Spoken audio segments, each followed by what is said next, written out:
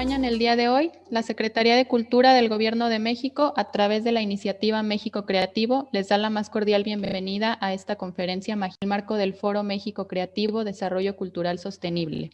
Agradecemos la presencia de nuestros destacados invitados a esta sesión titulada Cooperación Internacional y Solidaridad frente al COVID-19, Derechos Económicos, Sociales y Culturales. Cedo la palabra al arquitecto Felipe Leal, miembro emérito de la Academia Nacional de Arquitectura, moderador de esta conferencia. Muchas gracias por acompañarnos. Muchas gracias a toda la audiencia, qué gusto estar con ustedes. Me corresponde moderar esta mesa y presentar a la estimada y muy admirada Saskia Sassen. Saskia Sassen es profesora en la cátedra Robert Lind y miembro del Comité de Pensamiento Global de la Universidad de Columbia. Entre sus libros más recientes destacan Cities at War, con Mary Kaldor, publicado por Columbia University Press en el 2020, y la quinta edición actualizada de Cities in the World Economy, publicado en 2018. Y un clásico de ella que es Expulsions, Brutality and Complexity in the Global Economy, publicado por Harvard University Press en el 2014, publicación que está en 8 idiomas. La doctora Sassen ha sido galardonada con diversos premios, entre los que destacan varios doctorados honoris causa y el Premio Príncipe de Asturias de Ciencias Sociales en el 2013. Fue nombrada miembro extranjero de la Real Academia de Ciencias de los Países Bajos y recientemente fue galardonada con el Premio Picciotto de Ginebra. Su nuevo proyecto de investigación se titula An Ethics of the City. Que nos acompaña esta mañana de México, de tarde en Europa, la estimada doctora Saskia Sassen. Como se ha dicho, bueno, hablaremos un poco sobre la cooperación internacional y la solidaridad frente al COVID-19, sobre los derechos económicos, sociales y culturales.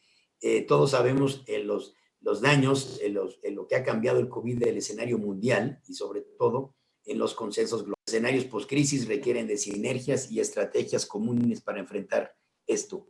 A esto no está ajena a las ciudades y los estados. Pero escuchemos a la doctora Saskia Sassen. Adelante, Saskia, un placer saludarte. Bueno, es un gran placer para mí con ustedes, todos en México. Me hubiera encantado estar ahí.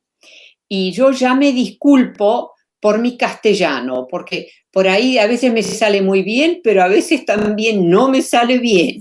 Así que esto es una alerta, por así decirlo, porque si no, digamos los jóvenes, ¿no? Pero ¿cómo hace esta profesora para hablar el castellano tan mal? Así que yo ya soy holandesa, quiero que se recuerden eso. Bueno, miren, me gustaría hablar de 3 o 4 temas. Y sé que no tengo un montón de tiempo, pero creo que lo puedo desarrollar. Uno es, ¿puede equidad? Cuando estamos hablando de sistemas complejos, de condiciones complejas, o sea, y en esa complejidad algo que podemos admirar. Pero puede ese tipo de conocimiento, ese tipo de desarrollo que tiene que ver con la complejidad, ser capaz de camuflar la violencia que también contiene. O sea, es decir, nosotros tenemos gran admiración por proyectos complejos, etc. Entonces, mi pregunta ahí es tener el efecto de ocultar maneras, modalidades de la violencia. O sea, que no se expresa de una manera que alguien está matando al otro, pero una violencia a nivel de cómo organizamos nuestras ciudades, cómo los poderes manejan los que son más pobres, etcétera, etcétera. La segunda tiene que ver con las altas finanzas, que es un tema que es bastante y que me interesa mucho, porque si hay 2 cosas que marcan a las altas finanzas y que no se mencionan o casi nunca, una es que las altas finanzas están que es la matemática algorítmica hoy en día, están funcionando como un sector extractivo, vieja modalidad de las grandes bancas, digamos, donde eso era una cuestión que si el capital en juego era X, O sea, eso es lo que se respetaba, etcétera, etcétera, ¿no es cierto? El capital, si se trata de las altas finanzas, tiene capacidades extraordinarias de salirse de un marco, digamos, y donde se puede reconocer lo que está pasando y entrar realmente a otros dominios, después volver al marco original y decir, mira qué bien nos salió este business, ¿no? Aquí tenemos todo este dinero que ganamos. Y en esa modalidad, una especie de sector extractivo. Y es como con la minería, una vez que y en este caso extraen a menudo de negocios modestos, de bancas modestas, pero una vez que extraes, porque después ya no existe, ¿no? O sea, eso tiene que ver con una violencia muy profunda, pero muy difícil de entender, muy difícil de traquear, para la que no tenemos un nombre. Y algo que me intriga mucho es, ¿cómo nombro yo a esta condición, que es una condición extractiva, que se viste en la ropa de algo muy inteligente, de algo muy deseable, etcétera, etcétera? Y el tercer elemento es la imagen que me viene más allá de las diferencias entre nosotros los humanos, los pobres, los ricos, los enfermos, etcétera. Eso hoy en día. Ir más allá de lo familiar, ir más allá de lo otro, etcétera, etcétera. Entonces, espero que hasta ahora se haya entendido lo que... Y yo además confieso que a mí me gusta hacer conferencias sobre temas que estoy trabajando, en vez de temas que ya he hablado, digamos, por los últimos 10 años, ¿no? Aquí también, para mí, es...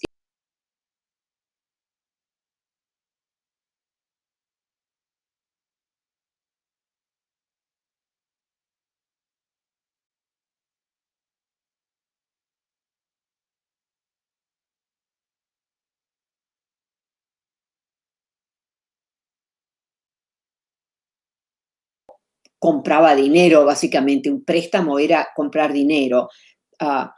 ¿Cómo podemos identificar que hay una complejidad en juego hoy en día en el sistema financiero que camufla, que oculta no solo su violencia, una violencia que no es violencia física, pero es una violencia que tiene que ver con la extracción, sacar una especie de robo vestido en modalidades de gran inteligencia, como decía, la matemática algorítmica, una modalidad de conocimiento que realmente admiramos, y yo no digo que sean los expertos, ¿no? de eso los físicos, es realmente la física esto.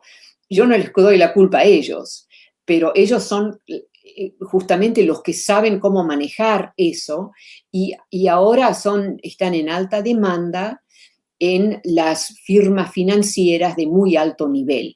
Quieren físicos, porque los físicos saben cómo transformar una X en una cosa que realmente puede generar una plusvalía mucho más grande de lo que sería simplemente vender esa X. Entonces, esa capacidad de transformar, eso está en juego muy importante. Estoy segura que en México también pasa mucho de eso y me encantaría saber si hay alguien en el auditorio que sabe de eso. Yo no tengo muchos datos sobre México. México no es tan fácil, ¿sabes? Cuando se tratan de estas cosas, no es tan fácil encontrar los datos. Entonces, ese es un punto, ¿no? O sea, y ahí para mí el tema es una especie de capacidad extractiva de sacar, que realmente requiere sistematicidades altamente complejas y que al mismo tiempo es muy difícil de entender exactamente cómo se está dando eso. Ahora, el tema de la complejidad que puede camuflar lo violento. Nosotros pensamos en la violencia como algo que es casi físico y visible.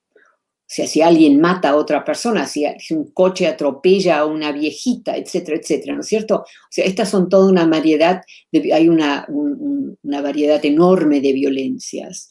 Pero lo que yo quiero, lo que yo estoy trabajando ahora, lo que quiero capturar, es justamente esa pregunta: ¿puede la complejidad de una condición, de una formación, en este caso las altas finanzas, etcétera, camuflar, o sea, ocultar la violencia?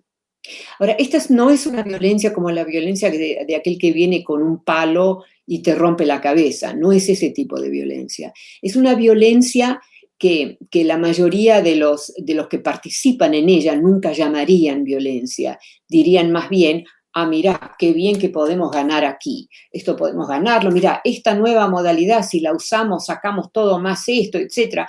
Todos contentos, van a celebrar, se toman una cerveza o un buen coñac, lo que fuere, ¿no es cierto? O sea, no es que no es que sea una violencia que es visible, es una violencia que está encajada, incrustada en una modalidad operacional que realmente merece nuestra admiración en cuanto a lo que, no por la cuestión del dinero, pero por la cuestión de la capacidad de transformar una X que puede ser una modalidad modesta de lo que es el dinero, de lo que es la banca, etcétera, etcétera, y lo transforma en algo que tiene una capacidad de extraer. Y cuando digo extraer, aquí pienso, por ejemplo, en la minería. Cuando vos extraes de una mina, matás la mina. Cuando terminaste de extraer, no te interesa más la mina. La mina te interesa mientras esté todavía llena de esas cosas. Entonces aquí, en esto que estoy hablando de las altas finanzas, también hay algo así. Hay algo como una vez que extraes, ya no te interesa lo que pasa. El hecho que vos hayas arruinado la capacidad o la opción de tener viviendas, o etcétera, etcétera, de toda una serie de hogares modestos por los instrumentos financieros que vos desarrollaste, pero vos ya no te interesa, no lo ves, no sos responsable. Son como conexiones que existen y que operacionalmente hablando son muy bien diseñadas, muy poderosas, pero que la mayoría de la gente no las ve, no las podemos ver con nuestros ojos. Los físicos, etcétera, y repito, yo no le estoy dando la culpa a los físicos, realmente aquí ese no es el objetivo, pero es esa modalidad, como ustedes saben, la high finance es muy compleja, y lo físico, lo que le dan los físicos es justamente toda una serie de instrumentos que les permiten ejecutar un proyecto muy complejo. Eso es una cosa. Ahora, quiero volver al tema: ¿puede esta complejidad admirable, etcétera, camuflar la violencia? Yo digo que sí, pero realmente no es fácil demostrarlo, porque hay una especie de toda una serie de sequences, ¿cómo se diría? Secuencias, una cosa después de la otra, después de la otra, después de la otra, que se tiene que dar para generar la conexión, y son tantos elementos que como que nosotros no lo podemos ver con nuestros ojos. O sea, eso se da a un nivel de física muy avanzada, etcétera, etcétera, ¿no es cierto? Entonces nosotros, la ciudadanía, o nosotros los ciudadanos que realmente estamos tratando de luchar por más justicia social, por una distribución de los recursos que existen en una ciudad o en un país, por una distribución más generosa, etcétera, etcétera. O sea, toda una serie de elementos ahí. Y cuando yo hablo de esta cuestión de cómo las altas finanzas se han transformado en un sector altamente extractivo, no solamente alta finanza, pero altamente extractivo, es muy difícil mostrar físicamente la conexión, porque es una serie de moves, ¿no? ¿Cómo se diría moves? De decisiones, de intervenciones, de generar nuevas modalidades financieras, etcétera, etcétera, que permiten ¿cómo se diría esto? El hecho que hay un aumento en la capacidad y un aumento de algo, sí, de capacidad que nosotros no podemos ver con nuestros ojos. Ahí está nuestra desventaja. Esto se da en sistematicidades como las altas finanzas, en realidad son así, pero también todo lo que es la física, que no necesariamente lo vemos con los ojos, podemos ver las fórmulas, pero no vemos el proceso que lleva a eso. No es como viene alguien con un revólver y mata a otra persona o mata a un gato, lo que fuere. Eso lo podemos ver nosotros, podemos ver esa destrucción. Aquí estamos hablando de acaparaciones, de extracciones, de destrucciones que vienen vestidas en la ropa de algo muy elegante, muy importante, que tiene muchísima inteligencia embedded in it, ¿no? Intelligence embedded in it. O sea que estamos como en una desventaja enorme, mismo de decir, como dirán los franceses, j'accuse, ¿no? Yo acuso. Aquí pasa algo que no debería pasar. Y la gran mayoría, por ejemplo, cuando el sistema, cuando las personas que vienen del sistema financiero tienen que ir a presentar ¿cómo se diría esto?, a los representantes nuestros para explicar qué es lo que hacen. Entonces, los representantes nuestros, o sea, de gobierno, ¿no es cierto?, están ahí sentados, no entienden nada la gran mayoría, y claro que no van a criticar, claro que van a decir, sí, todo bien, estamos claros aquí. Estoy hablando del momento cuando los sectores económicos tienen que presentarse a la ciudadanía, por así decirlo, a través de los representantes políticos, ¿no?, que tenemos. Entonces, eso es una cosa que yo estoy trabajando ahora mucho y que realmente no es fácil, ¿eh? Hay que decir que aquí hay que realmente descubrir, y hasta yo recibí una visita de un representante, no del gobierno, pero digo de uno que representaba a un financiero, que me indicó, bueno, cuidado, ¿no? O sea, ahora yo no me creo que eso podría llevar a mucho, pero es como una manera de decir, bueno, basta con eso, señora. No, quiero terminar ahora con algo que tiene que ver, que no tiene que ver tanto con esto, pero esto que les hablé hasta ahora, pero que al mismo tiempo hay una conexión ahí. Y la manera, el subtítulo que le quiero dar a esta sección es más allá de las diferencias, porque estamos realmente en plena modalidad de enormes diferencias. Entonces, a mí me interesa esta noción de más allá de las diferencias. Entonces, eso se da a una variedad de niveles. O sea, pueden ser diferencias de ingreso, diferencias de raza, diferencias de política, etcétera, ¿no es cierto?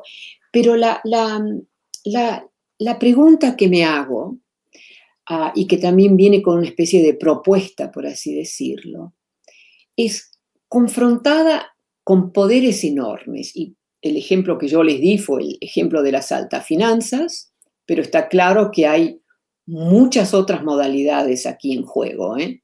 O sea, no es solamente las altas finanzas, es toda una serie de actores que tienen ahora poderes extraordinarios, y además que no tienen que ser del gobierno tampoco, extraordinarios, que realmente ha generado una modalidad, como decía, extractiva, donde extraemos.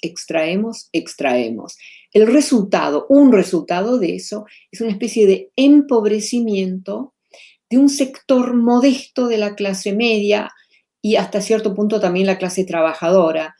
Un elemento que yo veo en varios países, me gustaría muchísimo, varias ciudades, me gustaría mucho saber si en vuestra ciudad capital también se da eso, es que, porque es una cuestión que no vemos muy bien, pero es una especie de división dentro de la clase media tradicional entre, por un lado, un sector de esa clase media que se vuelve más rico de lo que jamás se imaginó podía ser, y la otra parte de esa modalidad también financiera que va perdiendo, que va perdiendo. Y ahí están, hay toda una serie de condiciones ahí que incluyen también el hecho que, ¿cómo se llaman cuando los trabajadores dejan de trabajar? Reciben un cierto dinero, ¿no es cierto?, de lo que los emplearon o por derecho de ley o lo que fuere. No sé cómo se dice en español esto, pero en castellano. Liquidación, se le dice liquidación. Liquidación. Yo estaba pensando en el sentido que reciben dinero para su retiro, ¿no? De una empresa que funciona más o menos en términos exacto, los jubilados que después también van perdiendo. O sea, hace 20 años a menudo recibían el equivalente, recibían mucho mejor de lo que reciben ahora. Eso está pasando en Estados Unidos ahora y también en varios países en Europa, mismo en Europa, que nosotros siempre pensamos Europa tan buena, etcétera, etcétera. Entonces, volviendo a esta cuestión de más allá de las diferencias, las negatividades que yo les hablé aquí, en realidad nos afectan más o menos a muchos de nosotros, y muchos de nosotros que realmente por ahí pertenecemos a clases sociales un poco distintas, políticas distintas, ingresos un poco distintos, pero es una especie de expansión en la capacidad de esa modalidad financiera, de extraer plusvalía de toda una serie de condiciones. Es impresionante con las altas finanzas cómo pueden extraer plusvalía de una serie enorme de condiciones, porque en realidad no son las condiciones específicas, es que las condiciones específicas se transforman a través de los algoritmos, a través de etcétera, etcétera, se transforman en algo que ya no podés identificar, es muy abstracto, no lo podés identificar como una piedra o una pared, no, es una abstracción, pero viene una abstracción que viene con un valor, digamos, ¿no? O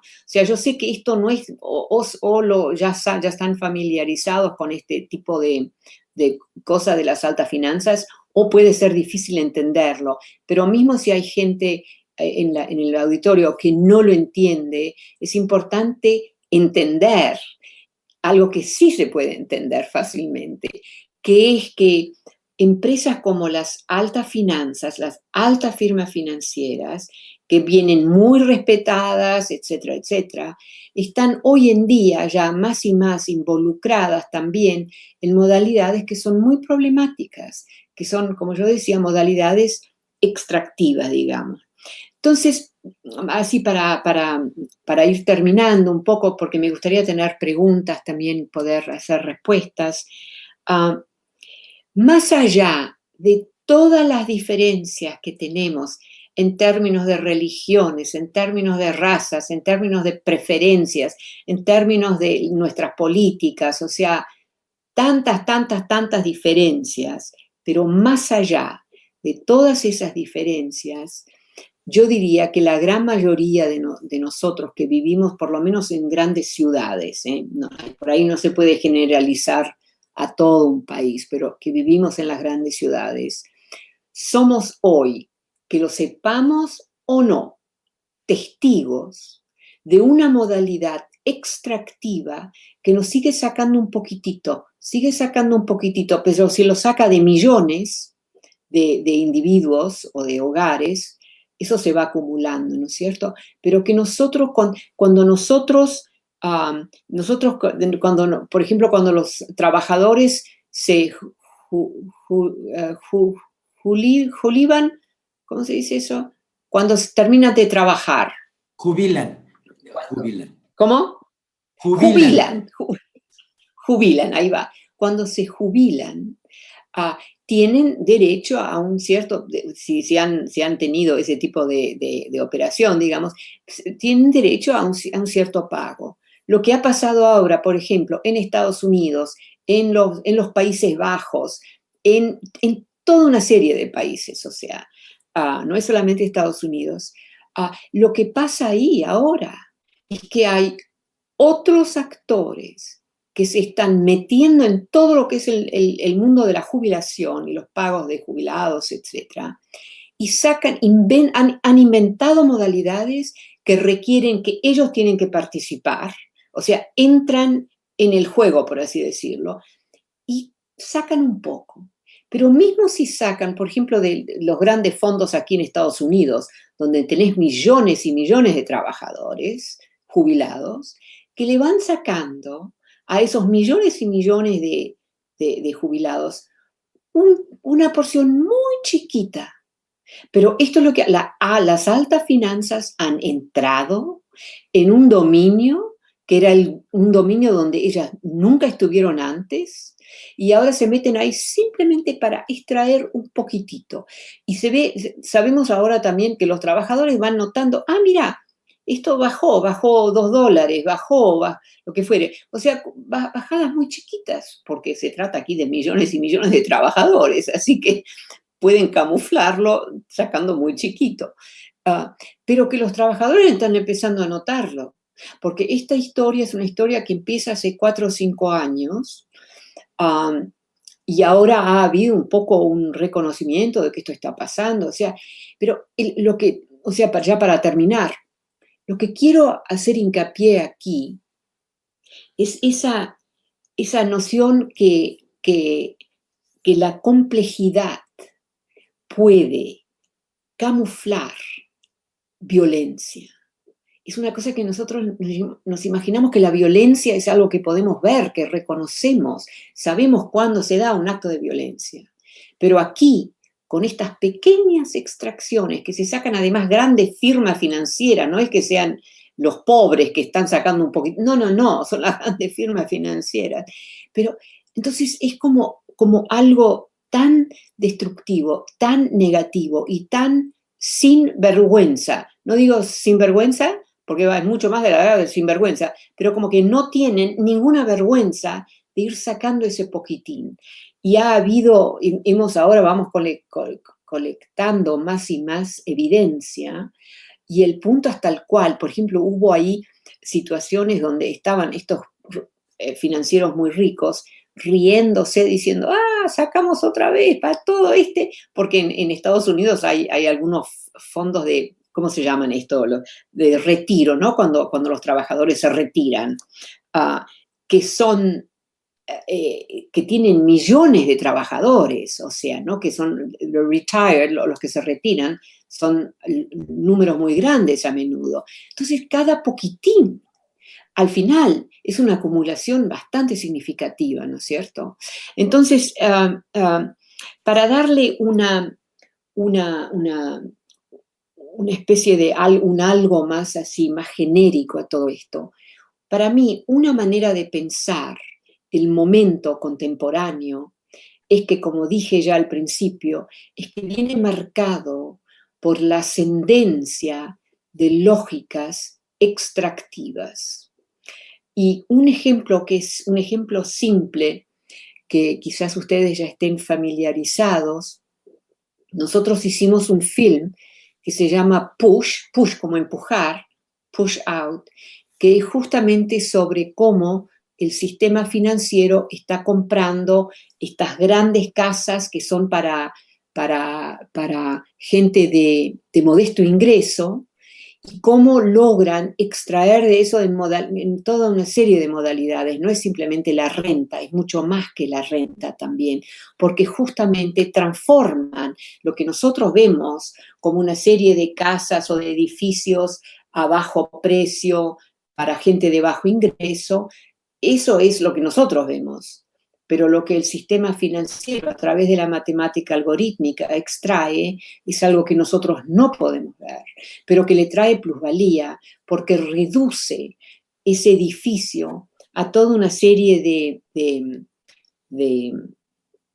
instrumentos financieros, básicamente, que se compran, venden, venden, compran, ¿no? O venden, etcétera, etcétera. Entonces, estas son nuevas modalidades de una violencia extraordinaria, una rapacidad, se dice rapacious, ¿no? Que agarran, quieren agarrar lo que pueden agarrar, sin vergüenza, o sea, sin sentirse avergonzados, ¿no es cierto?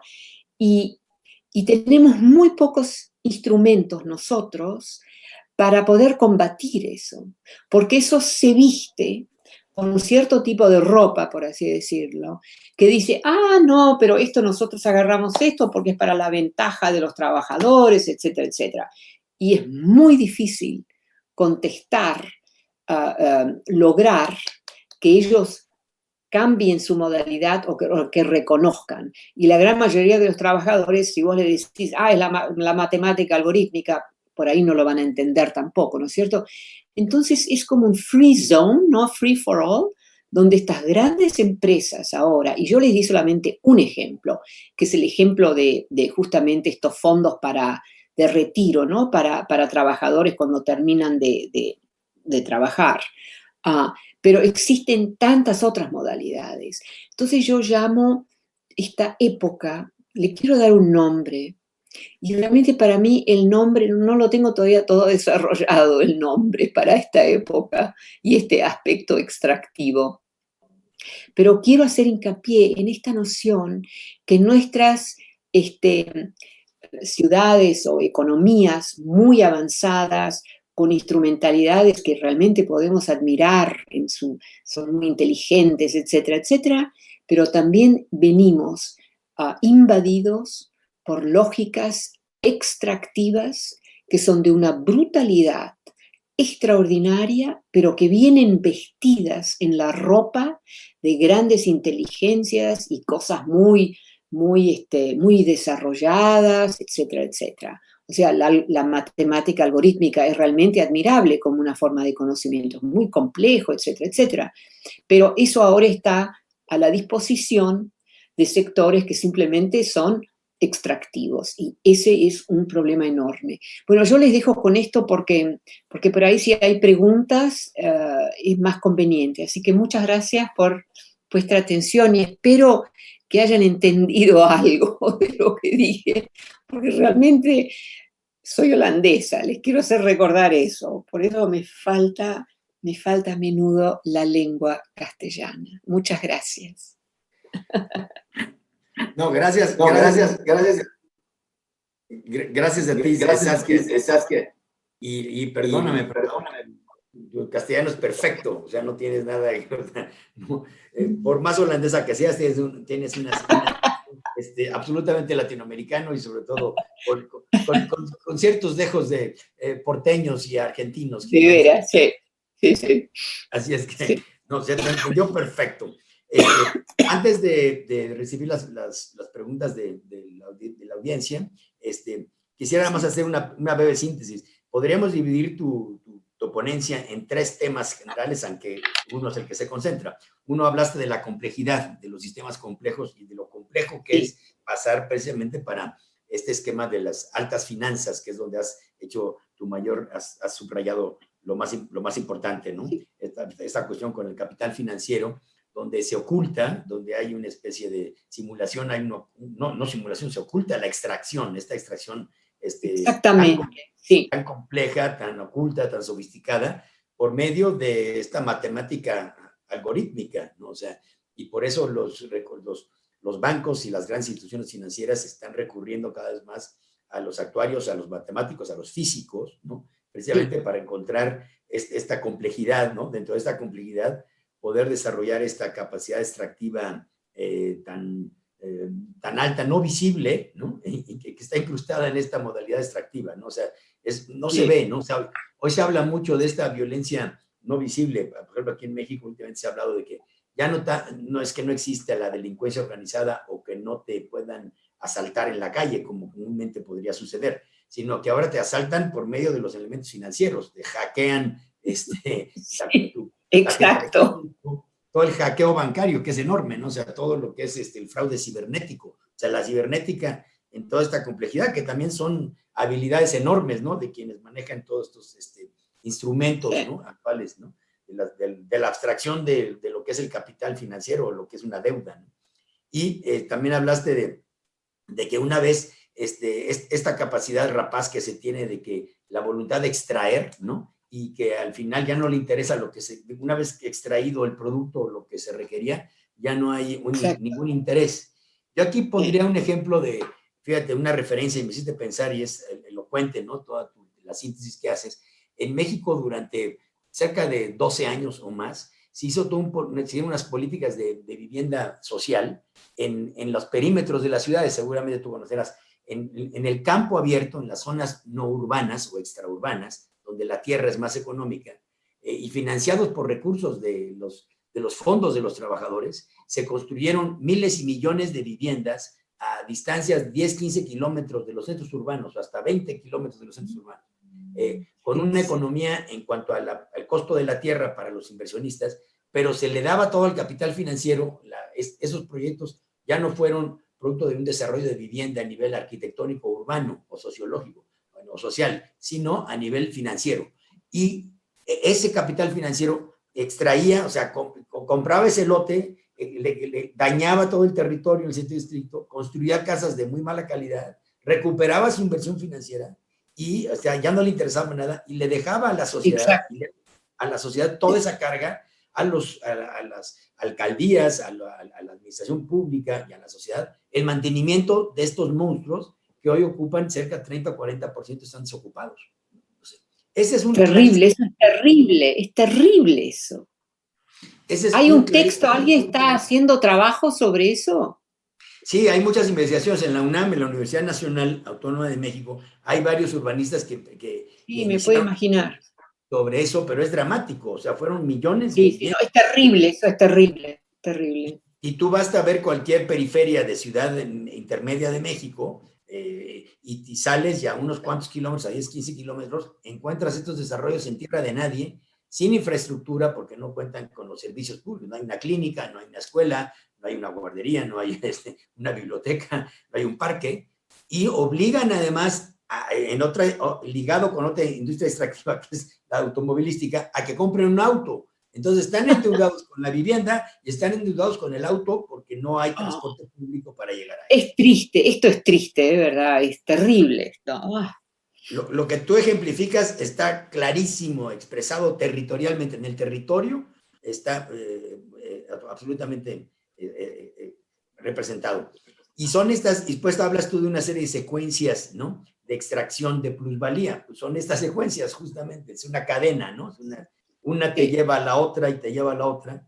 Y esta clase media, pues que se ha ido depauperando, ¿no? En los escenarios urbanos y suburbanos. Pero la clase media, te quería preguntar, en mi lectura, lo que yo veo en Estados Unidos y también un poco en otros países, es que se divide esta clase media, como que necesitamos una nueva designación. Una se vuelve más rica de lo que jamás se imaginaron y la otra más pobre de lo que se imaginaron, ¿no es cierto? Eso también es un cambio. Sí, quienes se dedican, los sectores que se dedican a la especulación, en ese sentido, como dices, a cierta especulación y que entienden esta dinámica de dónde sacar provecho y con una movilidad en el recurso de que se puedan salir pronto de ese escenario, sí se ven beneficiados. Ahora, no es la mayoría. En el caso de México no es la mayoría. Hay sectores que lo saben manejar, quienes entran al capital financiero, quienes compran y venden con rapidez, quienes arman y pueden cambiar hasta de profesión o actividad en 5 años y se mueven a otras esferas. Sí lo claro, hay, claro. Pero no sí. Yo creo que no representa ni siquiera un 20-30%, pero sí existe. Y se ven enriquecidos de la noche a la mañana, ¿no? Y esto ha estado muy ligado y muy tristemente en México con la política. O sea, que ha habido esa extracción de la política. La política. Todo un dominio ahí. Imagínate la cantidad de intereses que se manejan ahí, ¿no? Entonces aparecen estos agentes, ¿no? ¿Sí? Después, esa es una de las secuencias de la que tú refieres. Pero lo que es muy interesante todo esto del capital financiero, esta matemática algorítmica, que no es tan fácil, no es nada más el prestamista, ¿no? Sino toda esta secuencia que es muy compleja, que tiene que ver con el crédito, con las tarjetas de crédito, ¿no? Pero subrayo el tercer punto que mencionas, más allá de las diferencias, ¿no? Más allá de las diferencias comunes, ¿no? El de raza, las políticas, de religión, de preferencias sexuales, en fin, ¿no? Estos poderes extraordinarios, ¿no? Que en México se le han llamado como los poderes fácticos, o sea, que de facto son quienes, o sea, son el capital financiero, digamos, los grupos políticos, los medios de comunicación, el media también, ¿no? Entonces son poderes muy fuertes que incluyen precisamente en que las diferencias se estén agudizando cada vez, ¿no? Porque vemos muy estratificado, no únicamente los beneficios económicos o la extracción, sino está muy estratificado también, pues, las estaciones de radio que se utilizan, los medios, los periódicos que se leen. Hay una estratificación cada vez mayor, ¿no? En esos fenómenos de las diferencias de la sociedad. Y el gran escenario, que tú lo manejas excelentemente, pues es el de las ciudades, ¿no? El gran escenario de todo esto pues son las ciudades, ¿no? Donde se ven, dices que las ciudades son los testigos, ¿no? De las modalidades extractivas, ¿no? Quizás sí. Donde más donde sí. Con mayor claridad se manifiesta, ¿no? Después como los estados también, los estados nacionales, ¿no? En este caso, sacan minúsculas cantidades y extraen a los jubilados, a los trabajadores retirados, ¿no? De esos fondos, aunque sean muy pequeñas, minúsculas, como son miles son millones. Exacto. De jubilados, porque la esperanza de vida ha crecido también, ¿no? Entonces, hay problemas. ¿Y eso está pasando también en México? Que hay una especie de captura de... ¡Ay, qué horror! Sí. No, bueno, hubo un caso reciente, un escándalo, que fue con, que se llaman las AFORES aquí, que son los fondos de pensiones en México, son los fondos de los jubilados, que se utilizaron en algún momento para financiar el aeropuerto. O sea, se utilizaron eran como los créditos para, imagínate, los jubilados financiando una infraestructura toral del país, ¿no? Entonces, entonces no podían recuperar. Entonces, ahora hay un problema porque con el COVID, y entrando un poco en el tema del COVID, ha habido una recuperación de esos fondos. Muchísimos jubilados han tenido que hacer uso de esos fondos para que tengan como esperanza para una vida más prolongada. Ay. Sí. Sí. Entonces, ha habido una baja enorme de esos fondos y si tú quisieras sacar todo tu fondo, no existe, es otra abstracción de las cuales hablas, ¿no? Este fondo existe en números, pero no te lo pueden materializar, ¿no? Sí. Porque está prestado para otro, o sea, se está especulando, se utiliza en esta secuencia tan abstracta y compleja que tú dices, ese dinero ¿dónde está? La mayor parte de la gente no lo puede comprender. Claro, sí, ¿no? Es así. Sí. Como bien lo mencionas. Y que no se ve, ¿no? Esta rapacidad, esta cosa oculta, es muy sofisticado tu tema realmente, ¿no? Pero, no sé si nos puedes platicar un poquito más de esta película sobre el push, ¿no? ¿La vieron ustedes la película? No, pero si nos puedes decir dónde la podemos localizar. Bueno, sí, bueno, yo eso no sé en México cómo sería, pero yo te puedo mandar por email alguna información, porque es una película que salió hace 1 año y medio o algo así, pero que todavía está aumentando su espacio, o sea, está entrando en casi todos los países de Europa, está entrando en Japón, o sea, y no sé, en México por ahí también ya está, pero es un cierto tipo de film, ¿sabes? Pero es un film realmente muy bien hecho, ¿eh? Y, o sea, yo voy a tratar de mandarles más datos, te lo mando por email, ¿no? Sí, te lo voy a agradecer, Saskia. Nos pregunta, mira, tenemos aquí una pregunta de Laura Ávila que nos pregunta, bueno, y esto con la cultura, o sea, tú has dado un diagnóstico sobre esta capacidad extractiva. ¿Con la cultura se presenta algo semejante? Podría haber, ¿qué pasa con la cultura? Con lo cultural. Eso, ¿sabes? Yo creo que lo cultural también se ha dividido en varios sectores distintos, ¿no? Porque hay algunos sectores tradicionales que saben cómo manejar sus necesidades y cómo la gente paga algo, ¿no? Son, qué sé yo, a través de los años. Pero también tenés ahora toda una serie de empresarios muy, pero buena gente, estoy hablando de buena gente, pero empresarios que lanzan posibilidades, que por ahí duran solamente 2 o 3 años, pero ganan un poco de dinero y de ahí se van al próximo proyecto. Estamos viendo una especie de, una manera de decirlo, es un disassembling, o sea, que vamos generando más sectores específicos que antes no teníamos, o sea, antes estaba más rutinizado. Ahora tenemos toda una serie de opciones que pueden tomarse en muchas direcciones y no necesitan ser dominantes, no necesitan tener empresas dominantes para funcionar, porque nosotros hemos dado mucho espacio operacional, digamos, a las grandes empresas, ¿no es cierto?, que nos volvimos clientes, a ir a donde comprábamos la comida, comprábamos los coches, lo que fuere. Pero entonces yo creo que ahora hay una nueva modalidad y como dije en algún momento, creo, cuando hablé, creo que hemos entrado en una nueva época, pero que en sistemas complejos y además que continuamente están en una cierta modalidad de transformación. No es que todo se transforme, pero hay suficiente pequeñas o grandes transformaciones, mismos y parciales, que algo cambia. Entonces, a mi manera de ver, una nueva modalidad empieza en los 1980. Los 1980 es cuando nuestras grandes ciudades y muchos de nuestros países se internacionalizan mucho más de lo que habían estado internacionalizados. Entonces se dan toda una nueva serie de modalidades. Realmente, y yo repito, en sistemas complejos, cuando se da un cambio, que realmente es un cambio que hace una diferencia, no es que lo podamos ver con los ojos, no es que lo veamos inmediatamente, pero yo creo que es en los 1980, cuando especialmente lo veo es en Estados Unidos, yo no sé sobre México, que realmente cambia algo. Y repito, para que haya un cambio fundacional en sistemas complejos, no es que todo tenga que cambiar. Algunos elementos tienen que cambiar, ¿no es cierto? Entonces, para mí, de vez en cuando a mí me gusta decir que en realidad deberíamos tener un nombre para esta época. O sea, tenemos el nombre de la posguerra, ¿no es cierto? Cuando los países que vieron la guerra, hemos a menudo tenido designaciones.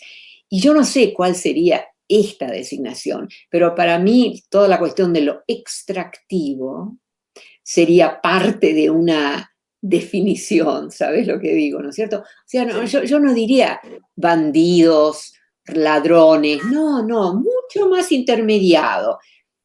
Extraer, que además estamos extrayendo también para comer, digamos, las papas, lo que fuere, ¿no es cierto? Entonces, como una cosa un poco más neutral, que abre a gente en vez de que inmediatamente se sientan, bueno, nos están criticando aquí, no, yo me salgo de esto. Entonces, es como una modalidad. Ahora, el otro punto que yo diría muy brevemente es que estas transformaciones de épocas en estos sistemas complejos los que vivimos ciertamente como una ciudad, no es que lo podamos ver tan fácilmente.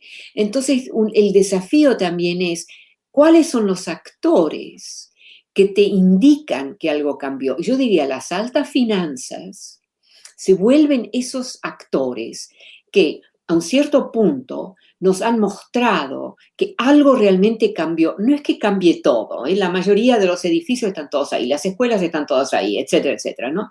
Pero que hay sistematicidades que se insertan en toda una serie de opciones, pero que son al mismo tiempo, es una minoría de opciones, no es que sea la mayoría de las opciones. Pero entonces ahí podemos decir, mira, esta ciudad que ha existido por tantas décadas, etcétera, ha entrado en una nueva modalidad que va a ser decididamente parcial, pero suficientemente poderosa de generar ese cambio, digamos, que algo cambió, ¿no? Entonces yo esto todo lo digo un poco más elegantemente en inglés que en castellano, porque el castellano me falta un poquito, vos te das cuenta que me falta un poco las palabras, ¿no? Pero no sé, eso es así. Sí. Ahora es que todo esto es muy sofisticado. Todo esto es muy sofisticado. Tú hablas de la complejidad puede camuflar la violencia, ¿no? O sea, cómo está camuflada esa violencia. Porque no es una violencia física, pero sí están violentando tus recursos vitales. Están violentando en tu ser, ¿no? Con tus recursos. Y es sofisticado porque es invisible, no te das cuenta. Si te dan una bofetada o la violencia física es evidente. La otra está llena de planos, ¿no? De máscaras. Tenemos otra pregunta, Saskia. Lilia Hernández pregunta si hay extracción con el COVID, con lo que se está viviendo, también a nivel de las industrias culturales o del entretenimiento, si hay una extracción también en el sentido del tiempo de los ciudadanos, si también te extraen el tiempo, no nomás los recursos. O sea, que los ciudadanos, estás hablando del virus y de la ciudadanía. No, de la ciudadanía, si a los ciudadanos, ¿sí?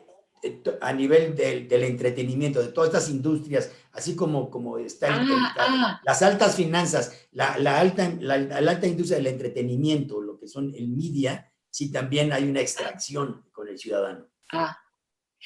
Bueno, eso yo la verdad que no lo puedo juzgar muy bien y me puedo imaginar que eso puede cambiar bastante de una situación a la otra.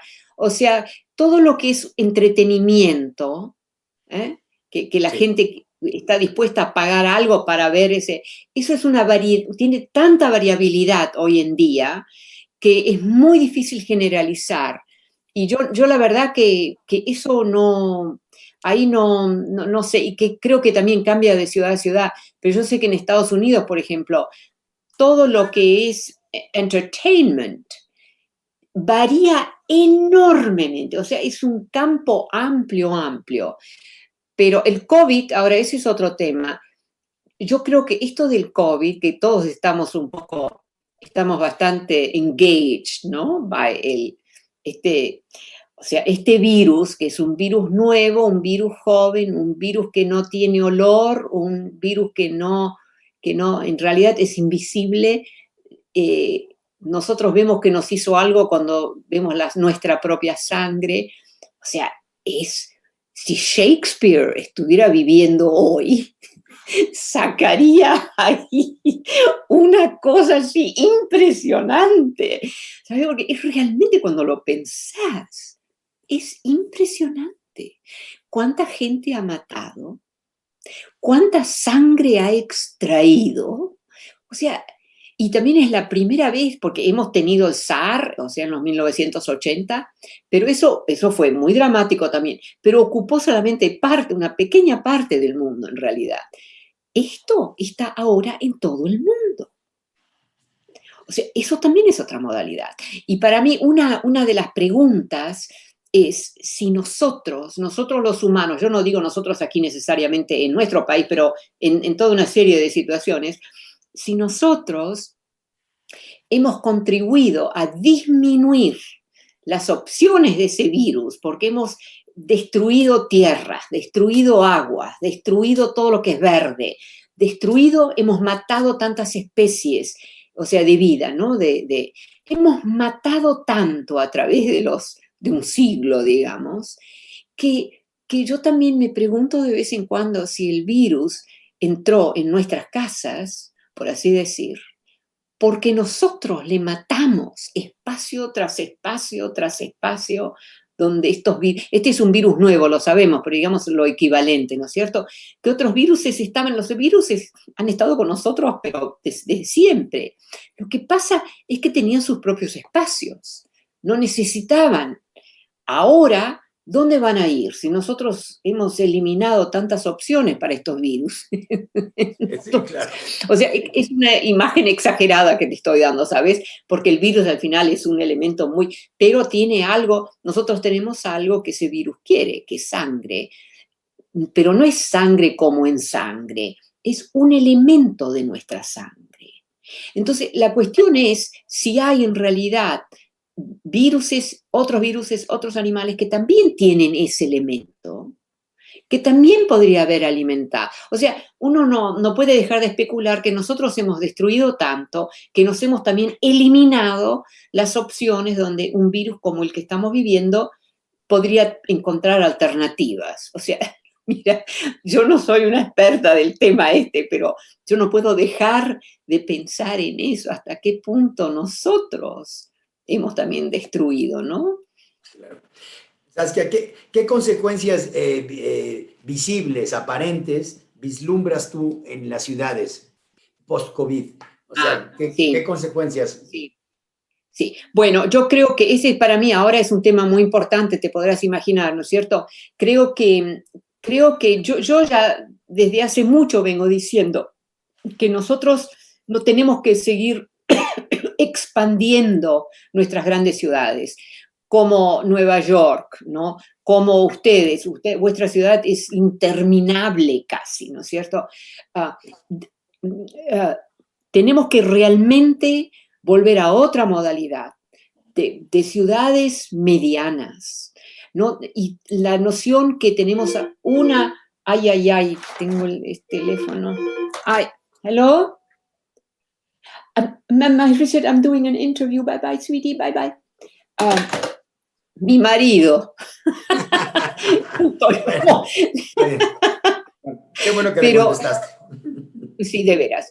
Pero entonces, ¿qué estaba diciendo? ¿De qué estaba hablando yo ahora? De las ciudades, de que uno de tus grandes Claro, temas.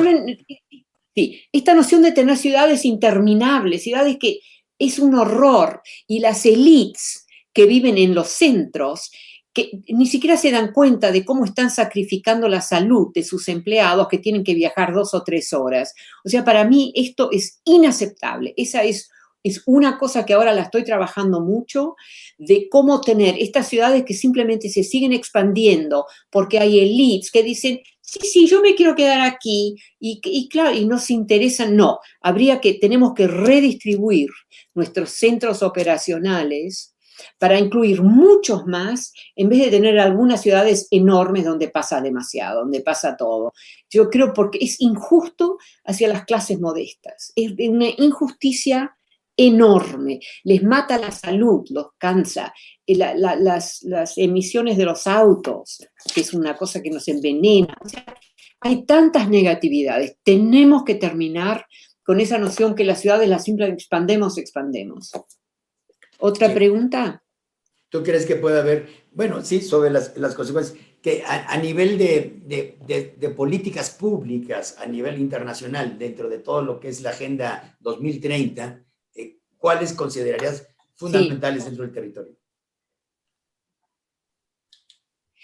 ¿De qué agenda que no se cortó ahí? A la Agenda 2030. ¿Agenda de qué?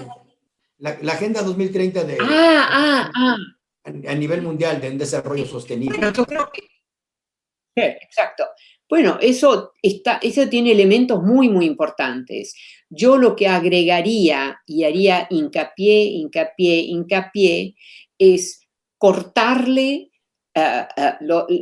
o sea, lo que ahora es una ciudad interminable, hay que reinventarla como 3 ciudades. O sea, no podés simplemente echar a la gente, pero lo que sí podés hacer es transformar lo que ahora tiene un gran centro donde hay que viajar para los pobres, especialmente 2 o 3 horas llegar a su puesto de trabajo, dividir eso en 3 ciudades o 4 ciudades. O sea, con interrupciones y con verdaderos centros que les facilita a las clases medias modestas, a las clases pobres, que ellas tengan también centros donde pueden comprar, en vez de que todo tiene que estar, digamos, en el centro del centro. Eso para mí es una cosa muy importante de hacer. Y las ciudades, claro, también hay que empezar a pensar en lo verde, pero eso ya está muy en juego, diría yo. Eso lo está pasando bastante. El reconocimiento que tenemos que tener verde, ¿no es cierto? Que los coches, minimizar los coches. Vos sabés que en París ahora tenemos las bicicletas que dominan el espacio, ¿no es cierto? Y la noción de la ciudad de 15 minutos. O sea que ahora lo que están haciendo es como un desmembramiento, en vez de tener los grandes centros donde vas a comprar, tener muchos pequeños centros. París es una ciudad enorme, y esta cosa que se han inventado, digamos, está realmente empezando a funcionar y está interesando a muchísimos otras ciudades. No sé si ustedes oyeron de esto de París, lo que está haciendo París o no. Sí. ¿No lo oyeron? No, sí, Sí, estamos al tanto. ¿sabe Sí, lo que sí estoy estamos hablando? seguros. Es Sí, porque una esa es ciudad. una buena... No, te escucho, Sasia, sí. Bueno, No, yo creo que esa es una modalidad razonable, ¿sabés? Que donde se puede ejecutar un proyecto. Yo no digo que eso sea la solución para todo, pero la noción que más y más gente puede caminar a un centro donde puede comprar lo que necesita, usar más bicicletas, todas esas cosas son bien importantes, creo yo. sí, la ciudad es un esquema de una ciudad policéntrica, ¿no? O sea, la ciudad es policéntrica, Exactamente, exacto. ¿no? Vos hablas buen castellano. Hablas muy bien, hombre. Hablas perfecto, hablas muy bien. Y nada más, otra pregunta que nos hacen es si consideras que el post-COVID puede ser una década perdida a nivel de esta tendencia que había precisamente hacia ciudades más sustentables y equilibradas. O sea, estás hablando del virus ahora también, ¿no? ¿O no? Sí, sí. Sí. Bueno, en realidad el virus se puede transformar, o sea, es una historia trágica, ¿eh? Porque ha muerto muchísima gente, así que este es un virus peligroso, no cabe duda. O sea, no es que ahí no podemos jugar, ¿no es cierto? Pero el virus al mismo tiempo nos está enseñando algo. Y eso es que, bueno, estas enormes ciudades interminables no es la modalidad de hacerlo. Tenemos que distribuir de manera distinta todo lo que es el urbanismo, digamos, múltiples urbanismos, múltiples ciudades, etc. En ese contexto también, o sea, yo he hecho un poco de trabajo también sobre el punto hasta el cual parece que todas las grandes ciudades han sido diseñadas por hombres. No sé si leíste, yo lo dije eso a la Financial Times. Entonces, pero como que es verdad también, qué horror. Entonces, tenemos que realmente cambiar cómo, cómo desarrollamos y cómo usamos nuestras ciudades. Entonces, para mí, lo que está haciendo París es una intervención en realidad muy modesta, pero es un concepto que realmente la gente lo está hablando, pero interesa. Esta noción que tenés múltiples pequeños centros donde podés comprar lo básico, ¿no? Para que podés caminar de tu casa a esos centros. O sea, no hacer como lo hicieron los americanos, ¿no? Y quizás yo creo que los latinoamericanos también, ¿no es cierto? Que una ciudad enorme. Eso es muy problemático, eso no lo podemos ya hacer. Y los coches y todo eso, tenemos que poder caminar, más y más caminar a donde necesitamos ir. Sí, yo creo que hay una crisis de la densidad, o sea, eso es algo que está Sí, exacto. en la agenda mundial, la densidad es algo que se tiene que revisar. Y también sí, también la noción de la gran ciudad. No, no, no, hay que empezar a cortar ahí, o sea, el romance con la gran ciudad se está pasando. Para mí es una curva eso, que ya ha mostrado sus límites, por así decirlo. Sí, así es, totalmente. Y esto te va a modificar estas nociones de cultura urbana, a nivel de cultura urbana. Ese esquema de la gran ciudad y de ciudad cosmopolita está en plena revisión. Sí, está. Finalmente, Saskia, porque siempre es un placer conversar contigo y tu frescura, porque además tienes una enorme virtud que es el rigor del conocimiento, el análisis y el método, que es implacable, ¿no? Siempre muy desarrollado, pero con esta frescura, ¿no? Que lo hace asequible precisamente, ¿no? Lo hace asequible para muchos de nosotros, ¿no? ¿Puedes un poco anticipar un poco esta investigación, tu nuevo proyecto, la de An Ethics on the City? Of the City. Bueno, o sea, sí, ese es mi proyecto de ahora, una ética de la ciudad. O sea, nosotros tenemos textos bellísimos, hermosos sobre la ética. Y lo que a mí, a un cierto punto lo dije, ya basta de todas estas éticas hermosas. ¿Por qué no hablamos de lo difícil que es transformar las desigualdades y todo lo que no funciona en una ciudad, y de pensar también ahí que hay una ética en juego, que hay que desarrollar, que hay que sustentar, etc. Entonces, ese es el proyecto y justo me gané un premio muy grande que me da bastante dinero para usarlo, porque quiero ir a 3 ciudades, además de Nueva York. Quiero ir a Beijing.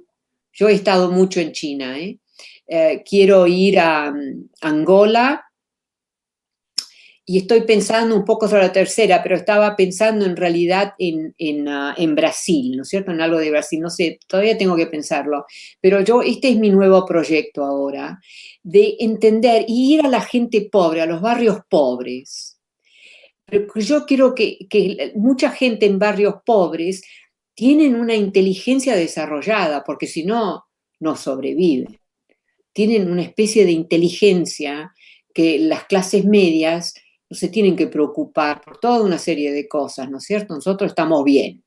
Entonces quiero aprender de los pobres en ciudades grandes, ciudades que son ciudades que es demasiado, ¿sabes? Es demasiado. ¿Cómo piensan ellos? ¿Qué es lo que les funciona? ¿Qué han inventado que les hace posible vivir ahí? ¿Qué es lo que realmente odian? ¿Qué es lo que encuentran muy destructivo de sus vidas? O sea, esto estoy hablando de gente modesta, ¿no? No estoy hablando de gente desesperada, o sea, que ya están sin vivienda, porque eso ya es otro caso. Estoy hablando de clases muy, muy modestas, que son una gran mayoría en muchas ciudades, y que tienen su inteligencia, que saben lo negativo y lo positivo.